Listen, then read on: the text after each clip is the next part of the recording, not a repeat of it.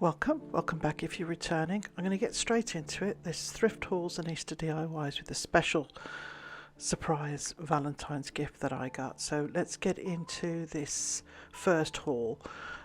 This is mostly Easter stuff. These little eggs were 50 cents in this package, and I believe these came from IKEA originally. This little chick plate, which is made in England, that was 50 cents. These were originally from the Dollar Tree, 1.75. I always use these little eggs. Those are 50 cents. And of course these little bunnies, I just think they're so pretty. They go perfectly for Easter because there's such lovely Easter colours. And they were 50 cents each. There's a small and a medium size. I also picked up this larger size, which was just plain. The plain white, again 50 cents. This was a great haul. It was just everything was 50 cents. This was, I think these initially came from Michael's. I've seen these in packets at Michael's, and there was 3 for $20. They're styrofoam, and they've almost got like a flocking on them. This little egg was ceramic, again iridescent green, 50 cents. And then this little plastic duck, an egg with duck's feet, 50 cents. This was $1. It's resin, it's not wood, but I really liked it. It's just got a little bit of a paint drip on it. I'm just going to repaint this white, and that's going to go up in my decor. This little cloche needs a really good clean, 50 cents. I'm going to be using this probably in the kitchen over Easter. Got these 3 little containers, 25 cents each for the 2 smaller ones and 75 cents for the larger one. I've already used these went in the bedroom makeover. This was an absolute amazing find, 100% silk, Liberties of London. I've looked this up, this is worth about $250, and that's on eBay. Picked up these little boxes. One was $1, one was 50 cents. I haven't got a use for them just yet, but they will go in my stash. Always pick up boxes, these are great. I use them a lot for various different things. This little mould I think was 75 cents. That's going in the kitchen. I really like the fleur-de-lis. And I think these were handles off an old basket, so I'm going to find a use for those. This little mirror, 50 cents. I'm going to decoupage that probably for an Easter display again. It's a very pretty Easter colour.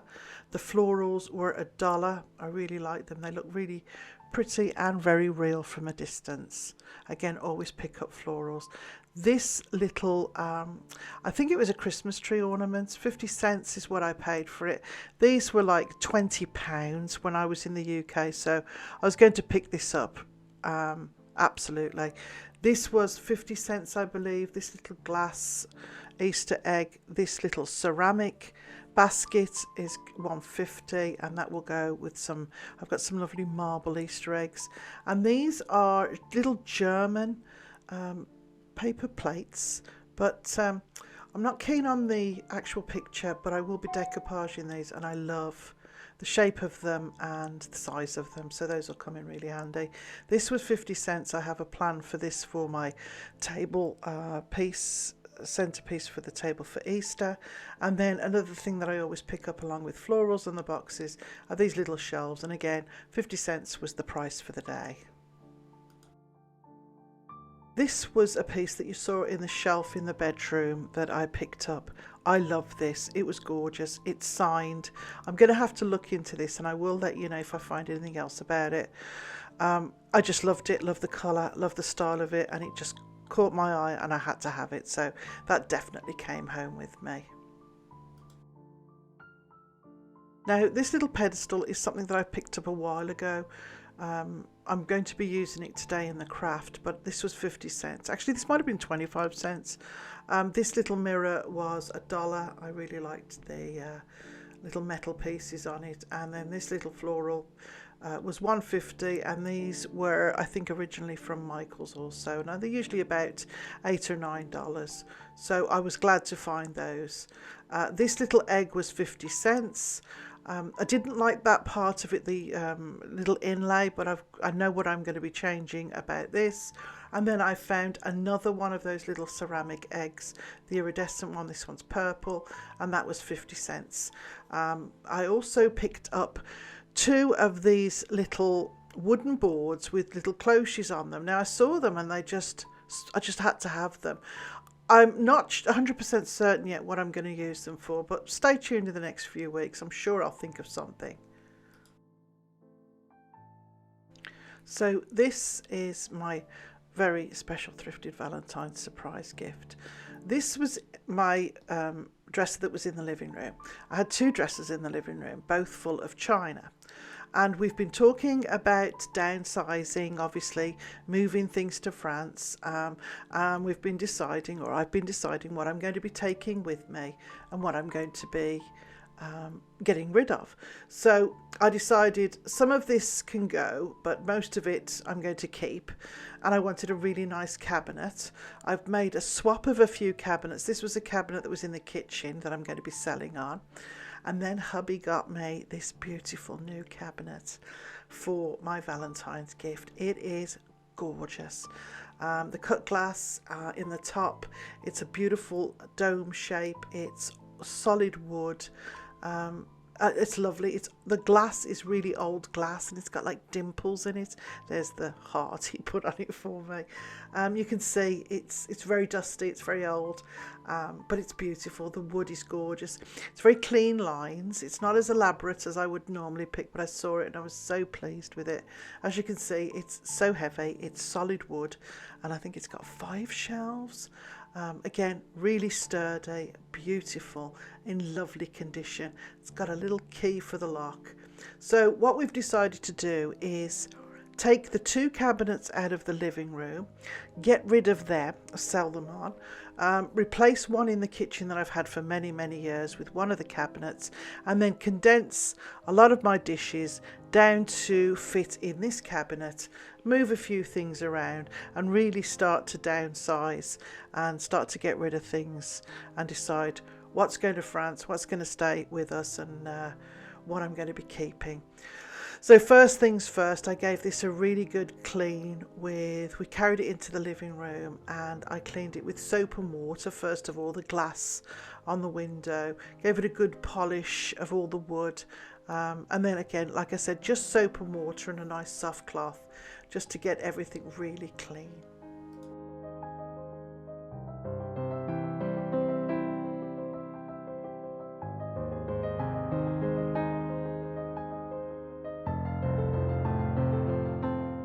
So the china sets that I've had, I've got a red spode set, I've got a blue spode set, and I've got little bits that I've been collecting. Some of them I've had for many, many years. Some I've picked up in the last few years. A lot of the red, I class that as my better set. I really like that one. I use that on special occasions along with the blue. But I do have sets that obviously I use here and there.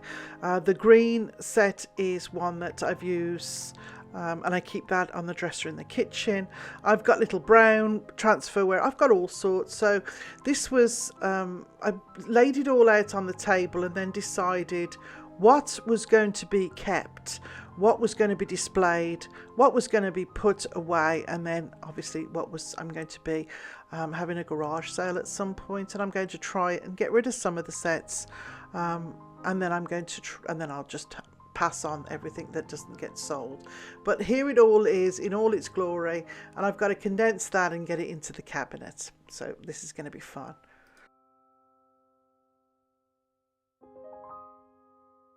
So visually, moving these big cabinets, it's really lightened up the room, so perfectly in time for spring.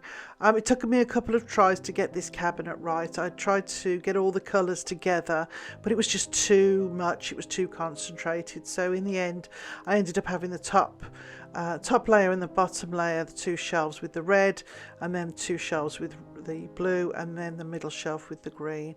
And I'm really pleased with how it looks. Like I said, it's really opened the room up. I've had to move a few things around because obviously I've lost 2 cabinets, which actually has freed up a lot of wall space for me. eventually I would love to do a beautiful big mural, which I might do, but not yet. I managed to get these landscapes out, and I'm really pleased with how this has turned out. This is the desk from the front, in the front window.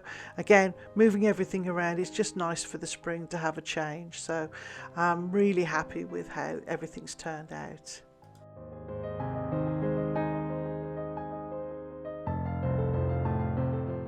This is one of the little iridescent eggs that I've picked up. I've painted it with this lovely blue chalk paint, and I'm going to be making them Wedgewood inspired. I've got out my clay and my moulds, and I'm just going to be making 2 little curly cues and a little fancy piece just to stick onto the egg. Once the egg is dry, they're going to paint it white, and it's going to give the impression, my interpretation of a Wedgewood egg. I'm going to be doing this with the other iridescent egg as well, but I'll do it a different colour because I've got a lot of blue Wedgewood, but I also have some black and white Wedgewood, so I thought it would go perfect for Easter. Just something a little bit different, a little bit out of the ordinary. You can use any clay, you can use any moulds, but this one I thought that just perfect for the Easter time.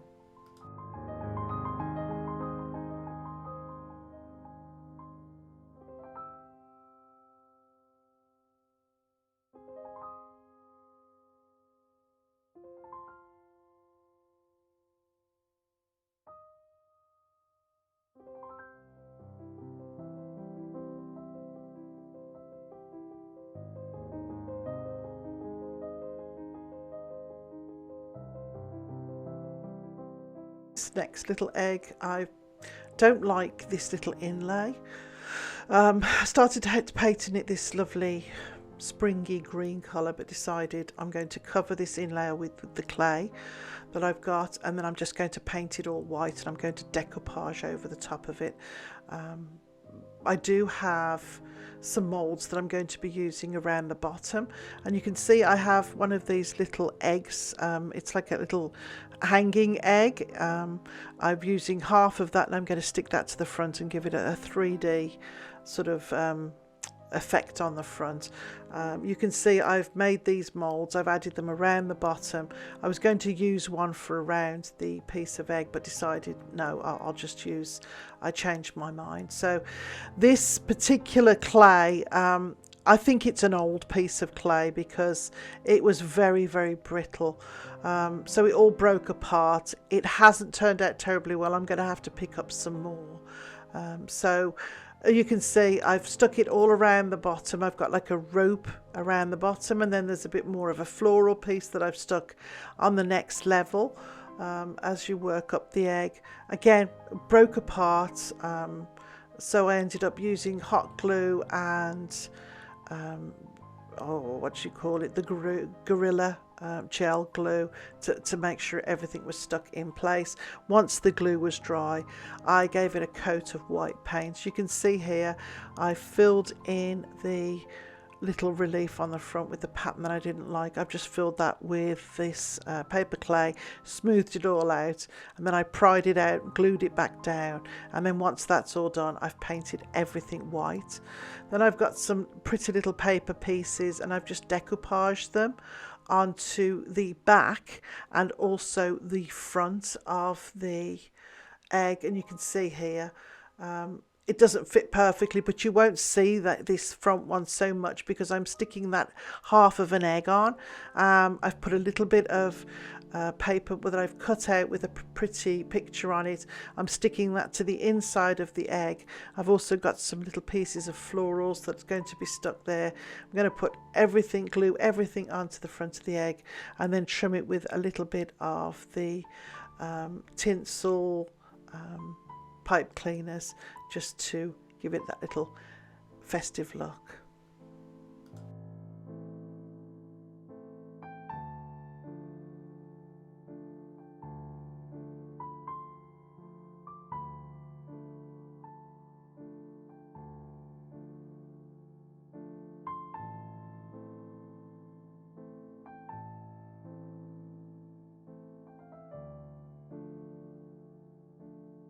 And this is the finished egg.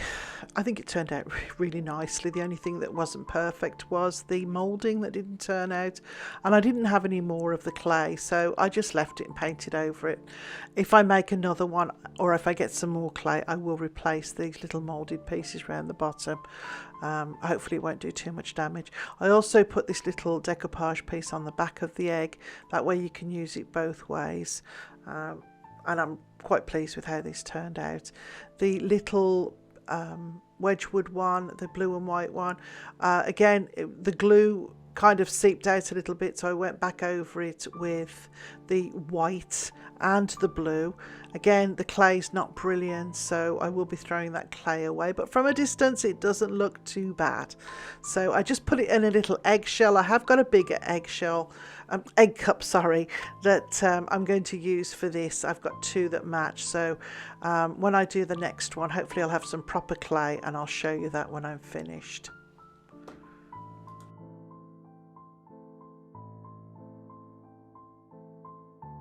I'm going to be making this. I'm seeing these little sculptures everywhere, these little bunny sculptures. They're made, they look like they're made of concrete. So what I'm going to be doing is I'm giving everything a coat of white chalk paint to start with, and then I'm going to paper mache the bunny to make it look concrete. So because it's the polystyrene and it's got like this flocking effect on it, that's why I'm giving it a coat of the chalk paint to give the paper, when I'm sticking the paper to it, it's going to give it something to stick to. So I've again give everything a coat of this white decoupage, white chalk paint, and then I'm going to give it a paint effect using 3 different colours to give it the look of concrete. So as I said, this is the first coat, which is the white paint. Then I'm going to paper mache over this once the paint is dry, and the tissue paper is just cut into strips and then stuck directly onto the painted bunny.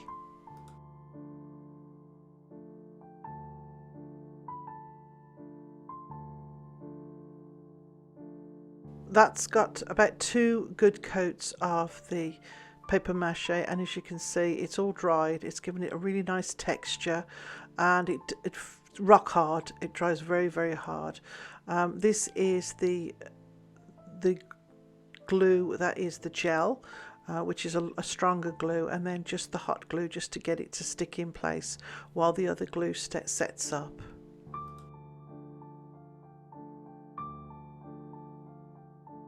The first coat of paint was the white chalk paint. Again, mine was porcelain. This is the second coat, and this is called trellis grey. It looks almost creamy on film, but that's the name of it. Again, it's from Michael's. This paint is Michael's chalk paint.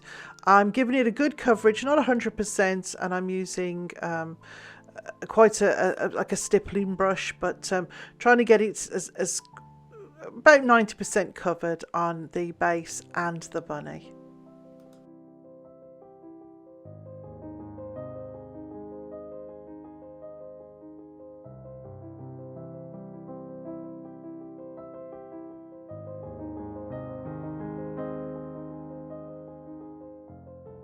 This next layer of paint is a little bit of, well, it's white paint, and I've added a little bit of black to it to give a very pale concretey grey. This is then going all over, again about 90%, so you want a little bit of the trellis grey, which is the lighter colour, underneath to come through. You want a little bit of the white to come through, and then you've got this grey colour on top, and of course each colour is then giving depth. Once this is done, I will go back in. You can see here I'm putting little bits of white, I'll put little bits of black, and again each little aspect gives it more depth and more of the look of concrete. If you look at concrete, it's not all grey. It sometimes has stones in it, it sometimes has little black pieces, little white pieces, so that's what you're trying to achieve. You're trying to give it depth.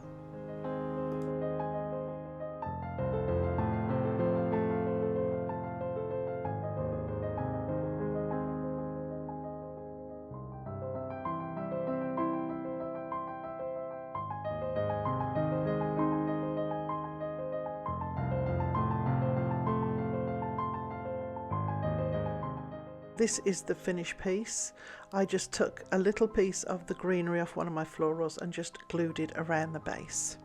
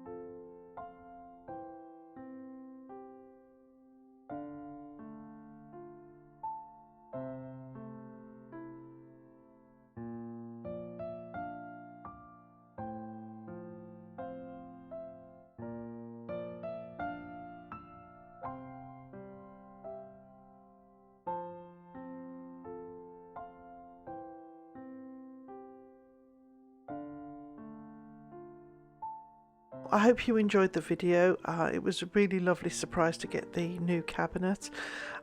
It was a lot of work moving everything around, getting rid of things, but it's nice to make a step in the right direction. It feels like we're finally starting to make plans towards the ultimate goal of getting to France. So hopefully in the next few weeks I will have some news, some updated news for you about France, and there'll be lots more Easter DIYs and thrift hauls. So have a great week, and I'll see you next time.